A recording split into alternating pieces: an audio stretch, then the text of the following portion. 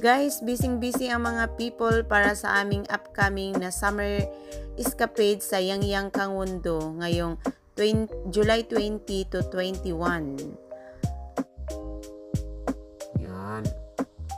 Yan guys, busy kami sa pag-slice. Tapos ito naman si Jane, ang tuka naman niya is bawang at saka sibuyas kasi ayaw niya mag-slice. Busy kami with guys. That was July 18, 2024. Before ng outing namin, nag-slice kami ng pork para sa 5 kilos na humba At saka barbecue. Yan, ang mga magaganda at masisipag na mga kaibigan ko.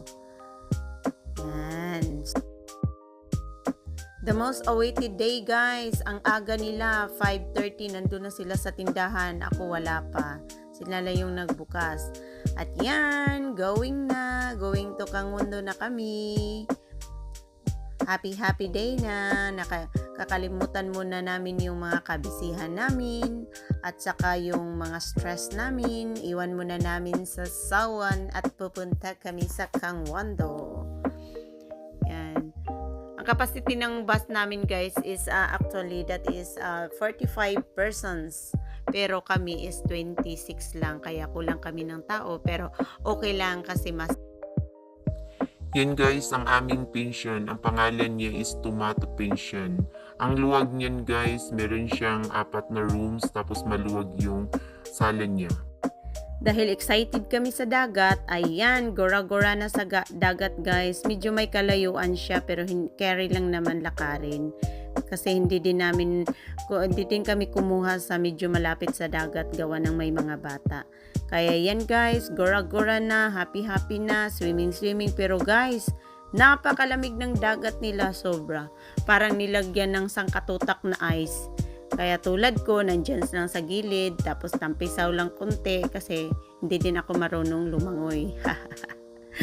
Kaya yan, happy time na, swimming time, basa-basa sa paa, kunyari, pero hindi nag-swimming kasi napakalamig talaga ng dagat. Kaya pag pumunta kayo ng dagat sa Kangundo, mag-jacket na lang kayo.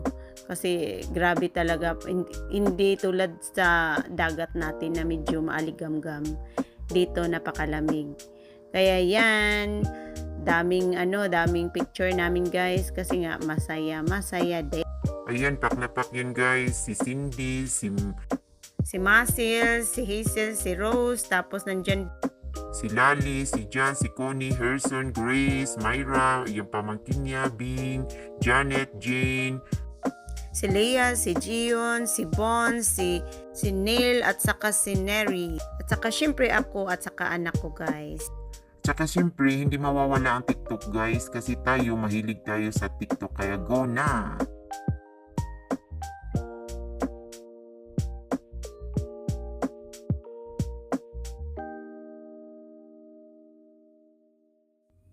Hindi na lang natin isama ang sounds guys kasi mapaul tayo ni Whitey.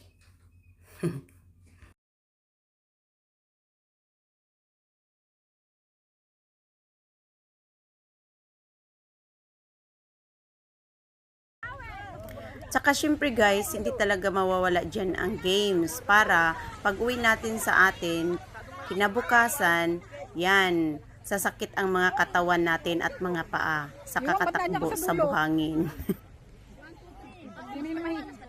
Oo, ayan. Doon sa kabila. Ayun, yun. Nakikita kami. Oo. Wait lang daw guys, oh. Takot kaming madaya. Kaya tingnan mo, sumugod talaga si Analo. Tiningnan talaga niya. Ito naman sila, ready na daw sila. Kaya go na!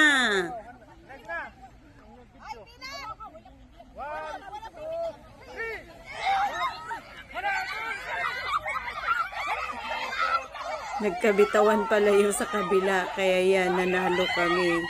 Yahoo!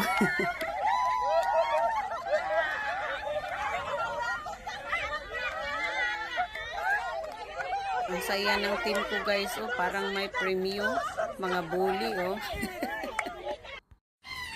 May isang games pa sana guys, kaso lang hindi nyo makita kasi hindi ma-upload dito sa video editor ko kasi magkaiba yung posisyon ng camera niya, palapad. Kaya yan, after games namin, na kami, nag-beach na naman, naligo na naman. Ayan yung beach nila guys, diretso po yan, nasa dulo, napakalawak po niya.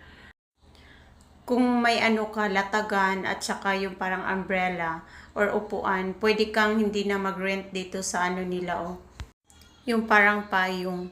Pero tulad namin na wala talagang dala kahit kunti o kahit ayan, nag-rent po kami. Pero mura lang naman siya guys. Yung latagan is 8 nun lang, tapos yung payong-payong, yung parang parasol, lang yan, 15. Kaya ang total niya is 20.